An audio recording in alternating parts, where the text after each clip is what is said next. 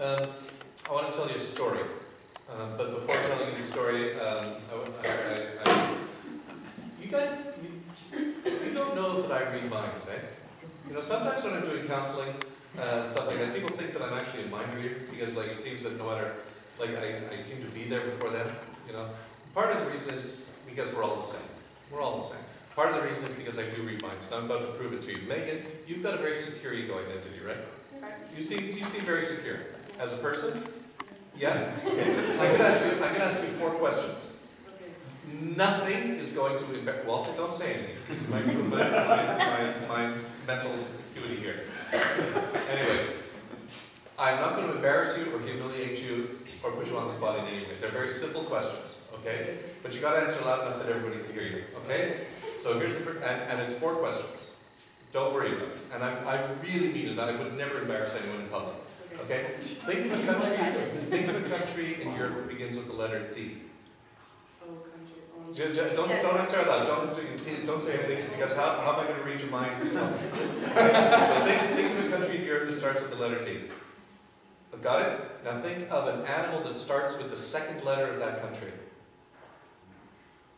Okay. And now think of the color that animal is. Okay. How old are you? 19. 19? You should know that there are no grey elephants in Denmark. That's good.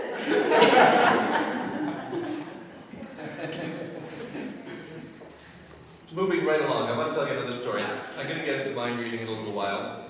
How do you tell the difference between a trick and something that's real? You know, obviously that's a trick. You know, I did say a country in Europe, because if I hadn't said Europe, she might have said Dubai. You know, and then if you go to Dubai, the 2nd letter of Dubai is U. How many animals do you know?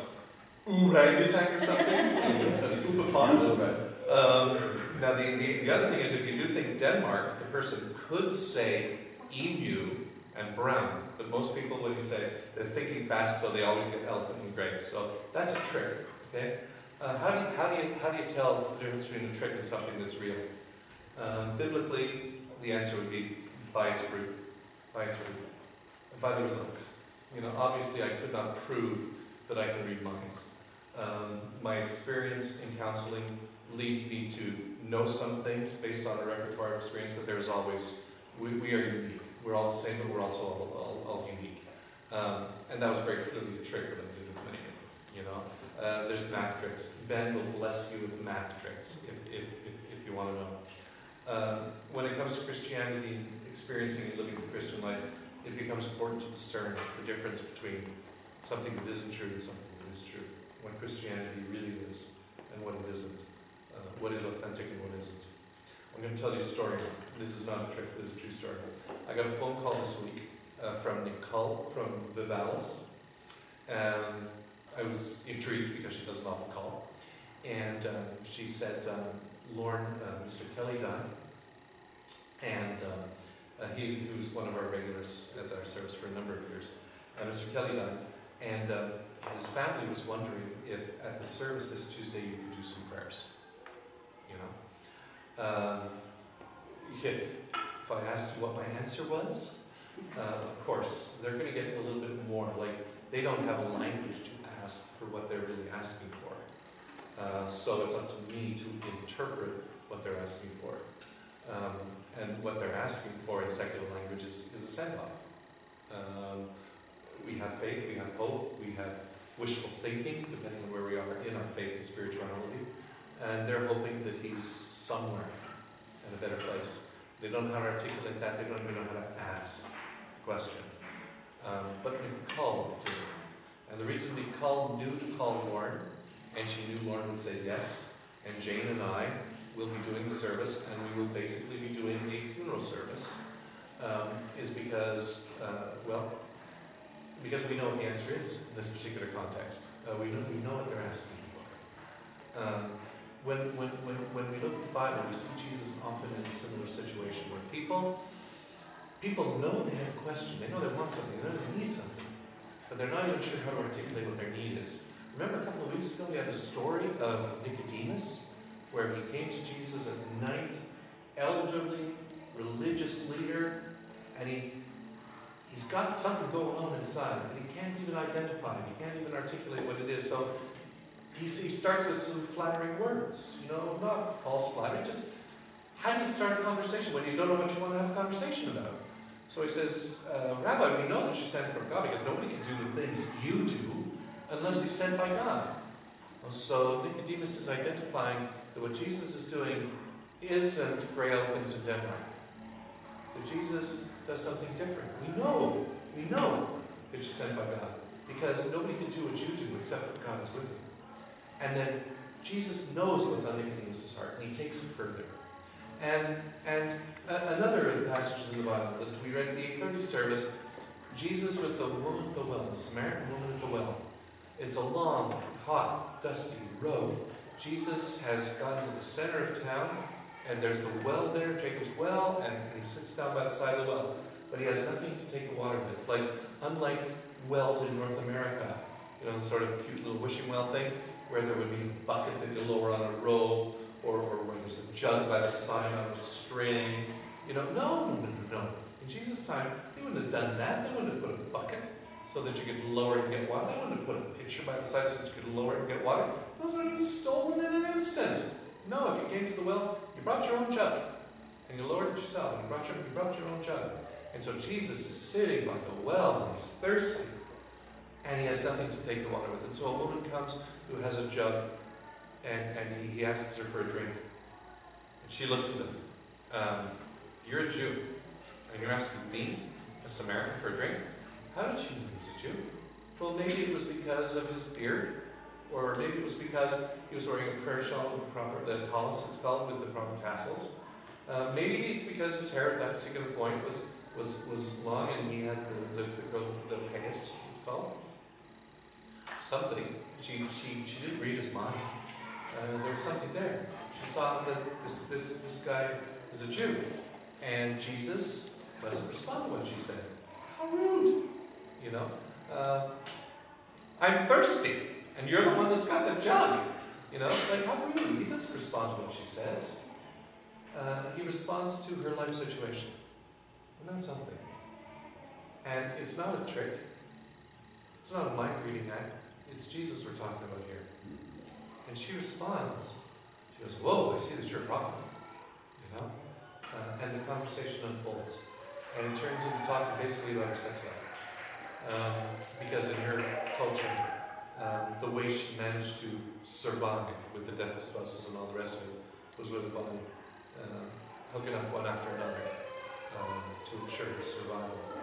And the person that she was with at that point she wasn't even married to. So she was an outcast. That's why she was there in the heat of the day. Because people came early in the morning to get their water while it was cool. Like if you didn't have running water in the house, you would want water in the morning to cook and to wash and da-da-da-da-da. You wouldn't go get your water at noon, you'd get it first thing in the morning. And she didn't. She came at noon because of her lifestyle. It's not a trick. You knew about her. Nicole knew when she called me that I wasn't going to say no. She knew that I was going to say yes. So congratulations, congregation. You created a sense of expectation in Nicole and Corvallis. You did it. All I am is the hands and feet. That's it. I'm the hired help. You created it. You created that confidence in Vivalis. Because 8 years ago plus, there was this new place. Man, is it fancy. If you drive by it on Stillview, you see that like penthouse-looking thing, the round thing up top. Man, it's nice. They got some cool facilities there, and the food. Oh, the food. It's got to be pretty, like not salted, not spicy. But boy, I've had poached salmon there. I have had their beef. And I did worry that I was missing a sole of one of my shoes. It's good food there. Carolyn, that was her name, she called a lot of years ago because a lady who was admitted there, Betsy Roman, couldn't get a service. She couldn't get a service. She'd been in St. Matthew's Hampstead all her life, and she couldn't get a service. And so she spoke to her friend Anna, who spoke to her friend David, who said, talk to the Archdeacon, whose name was Lorne. So Carolyn called me. I couldn't get a priest willing to commit to a regular service, but I brought the corporation to this church, about doing a service there, and the corporation said yes, and we've been doing it ever since. And years later, we get a phone call from the program director of this lovely place, because she knew the answer she'd get is yes, we'll do special prayers. Congratulations. We're not perfect. We're all sinners. This is not a perfect church. Something's right. Okay? And that's one of the things we got right. You know, by the fruit. Let's take a look at what the results are. Okay? Let's take a look at what the results are. There's another passage in the Bible that speaks to this, and it really is one of my favorites. And you know the story of how I did this passage with youth group a number of years ago, so I won't rehearse it. It's a story of Matthew, the separation of the sheep and the goats. You know, I love that one. I love so many of Jesus' stories because they have a surprise ending. You know, he flips the pyramid on its head. You know, it's not supposed to balance on its point, but somehow it is. Because the people had all sorts of expectations. What was expected of them in terms of religion, what was expected of them in terms of ritual, what was expected of them in terms of washing their hands and what they ate and all the rest of it. And Jesus didn't really seem to care all that much about that. I'm not saying he didn't think it was relevant at all, because wherever people had themselves invested, he took them seriously. But he wanted to make sure that the priorities were right. And so when we're talking about judgment, you know, and that's what this passage is about. It's about judgment. You know, sheep, you're in, goats, sorry. And how you want to take that, you know, we can work on that, or we could talk about it over a glass of wine. But it's about judgment. And it's not, were you born an Anglican and baptized before you were 3 months old in case you died, and then confirmed and sacramentalized all your way through life. It's not about that. And it isn't, did you, April 19th, 1968, respond to an altar call at a tent meeting and kneel on your knees and accept Jesus into your heart and raise your hands to the end? It's not about that at all. And I'm not saying these things are irrelevant, not at all. They're part of your life story. But it's not about that on this particular occasion. What it is about is, how did you treat people? That's what it's about. You know, I got to tell you this, and it's first Sunday in May, so first Sunday tends to be sort of personal stories as well. When Marie went to Toronto, of course she was concerned about, you know, missing the kids missing her, all that sort of thing. If I was to do a survey, you don't all have to answer it, but if I was to do a survey, what was the thing that concerned her most? You'd probably all come up with the same thing. How's Lorne going to handle it? You know, Lorne has a wicked hard time getting upstairs, needs help. Lorne has a hard time dressing himself these days. I could do it, you know, but I have a hard time dressing myself these days, putting on a button shirt especially. You know, I ace all the forms now for handicap aids, because the test is, if you have trouble eating, if you have trouble dressing, or whatever, does it take 3 times longer than normal? Let me tell you, me getting my pants on in the morning takes more than 3 times normal. So when Mer went to Toronto, she was, you know, concerned, how's Lorne going to handle it? You know, but see, I'm not alone. I got friends. You know, Nim and Beth slept over, you know, Friday and Saturday. Gail came over on Friday, and Artie has been over, and they're my legs, you know, and often my hands. And I know, like this, as I've written, you know, as a road news place this week, guess what? I was cycling up for this sermon. This disease that I have, it sucks. You know, you're not supposed to say that in the sermon. Sorry, YouTube visitors who may be offended, but it does. It sucks. But it doesn't only suck. You know, and you might find this really weird, but when I go up at the end of the day and I'm sitting in the rocking chair in the bedroom, you know, manage to kick my moccasins off, and it's the end of the day, and I sort of put over my legs, not because circulation problems, but just because I like it, a camel blanket that Robin Major gave me, you know, and Artie's there, Nim's there, Beth's there. And I don't have to stand up to get my own medicine. Oh God. You want to know what it's like to be my legs? When I was in, I think, grade 8, I had a crush on a girl in grade 10. Her name was Janet Piper. She was, I don't remember what she looked like, but she was. And they used to do this thing called Miles for Millions. Some of you might be long enough in the tooth to remember Miles for Millions. It was a 30-mile walk, sponsored walk, to raise money for one of the organizations. On this particular occasion, I was out on a bike ride, and I came across the route, and Janet was on Miles for Millions. So I walked my bike about 25 of the 30 miles, we're not talking kilometers, because Janet was there. What I wasn't quite so attentive to was the fact that that evening I was playing a football game. So I walked 25 miles and then played a football game. May I suggest that it wasn't one of my most stellar games? So, think of walking 25, 30 miles in a day, and then playing a football game, and then sitting down at the end of the day, and then needing to get up to pee or something. Just imagine how long you would delay that. Like, not everybody has everybody getting medicine, so I figured I'd do something that we all have in common in the sermon, which, by the way, is rehearsed by my melody. So just imagine, do I need to? How badly do I need to? Nobody else can do this for me. I gotta do this. And you crank yourself out of your chair, and your muscles are screaming. But you don't have a choice, because you gotta go pee. Okay? Well, when I'm sitting in a rocking chair at the end of the night, and I need my medicine, and Artie's there, or Mim's there, or Beth is there, or Ben is there, beginning to be Anglican, and they go through the list. And they bring me over my medication, and I haven't had to step out of my rocking chair. Oh God, that's a gift.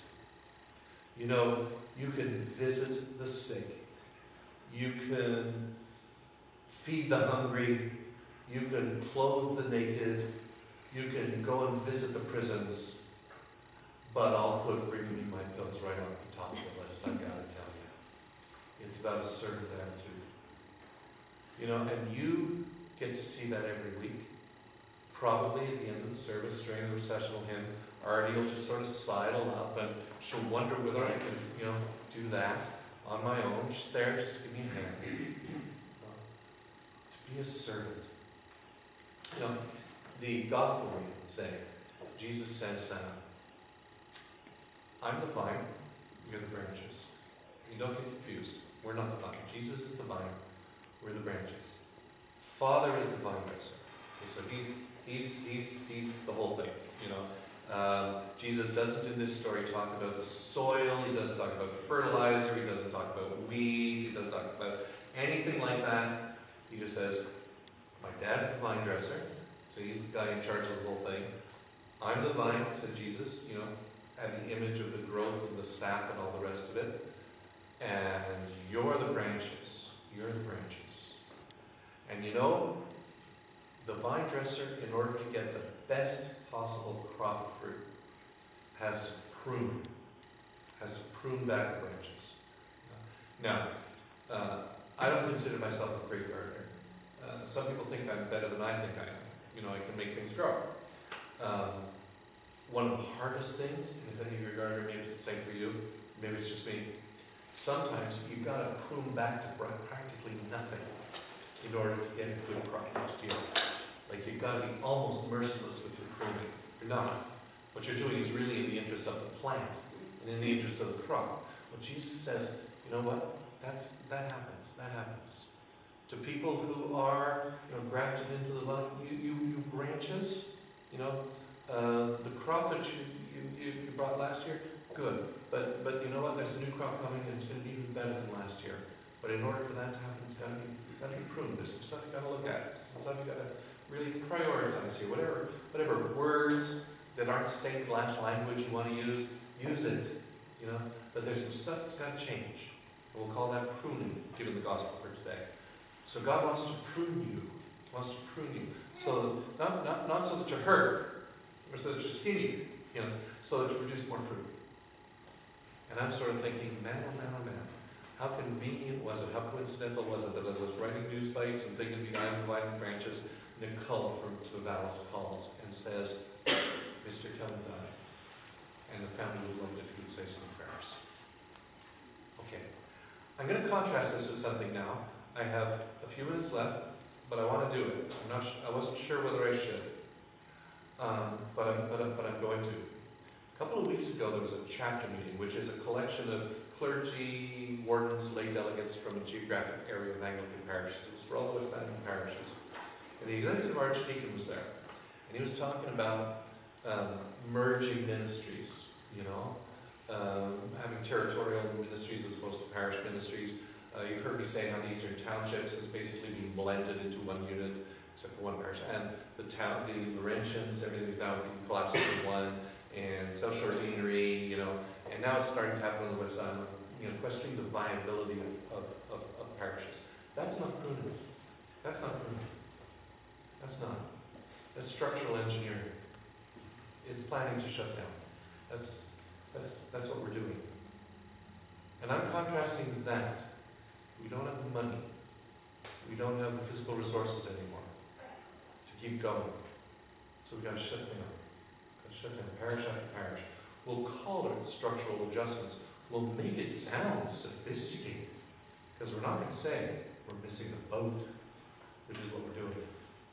But you know, as I was thinking about that meeting, and thinking about I am the vine, you are the branches, and being pruned in order that there be a bumper crop, you know, and thinking of Nicole calling, Mr. Kelly died. Congratulations, St. Mary's. We've created a reputation at the Vallis.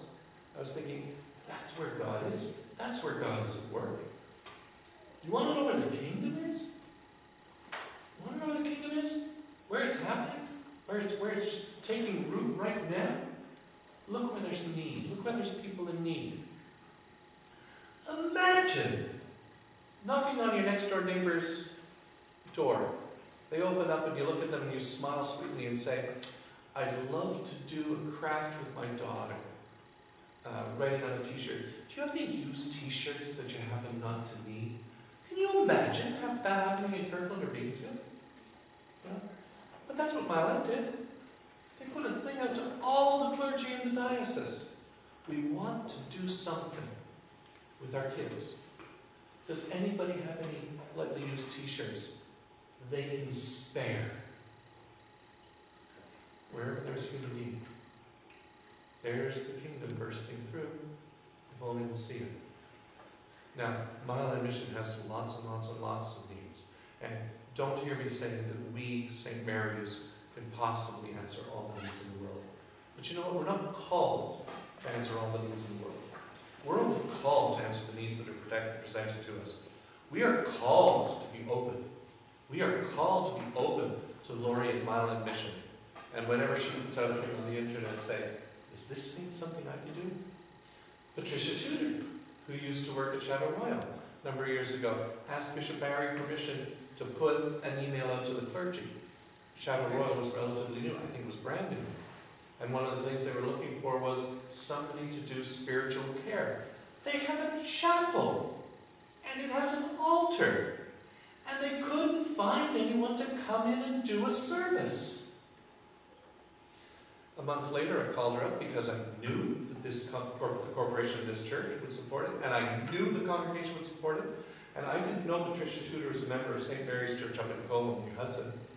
And I asked her, I said, it's not my parish, I don't want to stick my nose in where it doesn't belong, but did you have any response? No. She had no response to her email. And I went over and visited her at Shadow Royal with Jane Parsons, and we sat down and we talked to her, and she basically was trying to seduce us into coming and doing a service. We were there, she didn't know this, to offer. As far as we were concerned, it was a done deal. It's just time and frequency. That's all we are. And she was trying to convince us. She didn't need to. And eventually she got it. And we weren't there to be convinced. We were there to, when do you want us to start? And the look on her face was a look of delight, yeah, but also surprise and shock. Isn't that weird? That when a minister and a lay leader from a church come and say, oh yeah, we're ready to start, when do you want us to start? The response is not, I know I can count on you, but surprise and shock. You want to know where God is? You want to know where the kingdom is? Look at where there's need. Palliative Care is having its fundraising campaign. And St. Teresa, maybe gets the appearance on Andrew Carter's show on CJD this week. Teresa, she runs it. You know, what a marvelous person she is. They're all fantastic there. You know, before that place was built and they were having consultations, do you know one of the people who went to the meeting at City Hall said something to this effect: we don't want to hear dying people moaning in our neighborhood. Can you imagine that? Can you imagine that? But can you also imagine that the people at the palliative care unit now could call up Ian Smith at St. Genevieve United, magnificent guy, great parish. Don't go with them. And they could call up Lorne, and they actually do have a list of people. Say, can you come in? Mrs. So-and-so is here. She's from the Saguenay. And her minister can't make it in. Could you come and see her? And I could say yes, because of St. Mary's. You want to know where God is? You want to know where the kingdom is? Where is their need? Physical need, emotional need, spiritual need. Look for where the need is, and you will find the Holy Spirit of God standing right there, waiting for somebody to say, I'm there. The Father is the vine dresser. Jesus is the vine. We're the branches. Sometimes we need to be pruned. But the purpose is to bear fruit. Fruit that nourishes, fruit that nurtures, fruit that sustains. Amen. Amen. I've asked Richard to lead us in prayers this morning.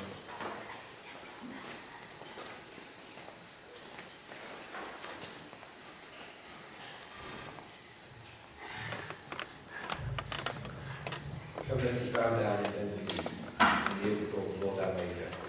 For he is our God, and we are the people of his pasture and the sheep of his hand.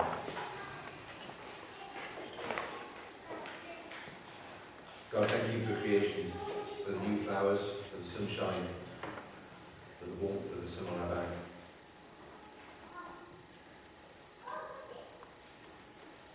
Thank you for how we can rejoice in that.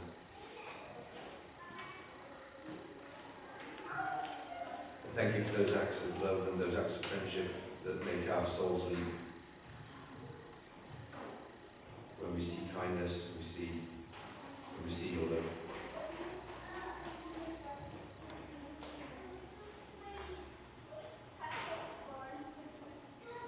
And thank you that you're a great God who we can worship, and that you do care for us.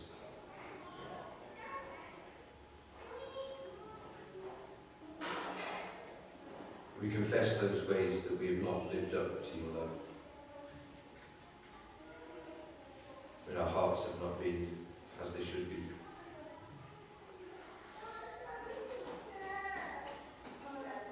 Those times when we've said things that are not in line with our heart, or that the things that we've done have not been right.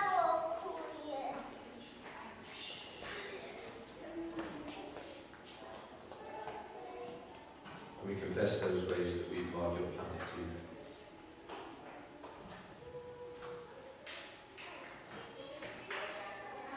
We haven't taken care of the land as we should.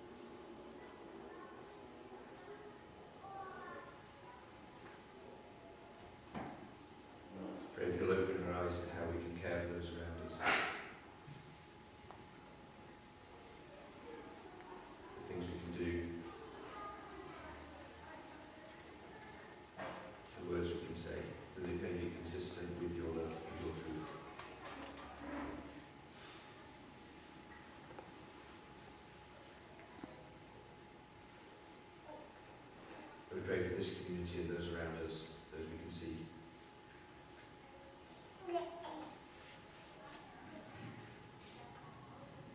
For your salvation and your healing where it's needed, and for eyes to see.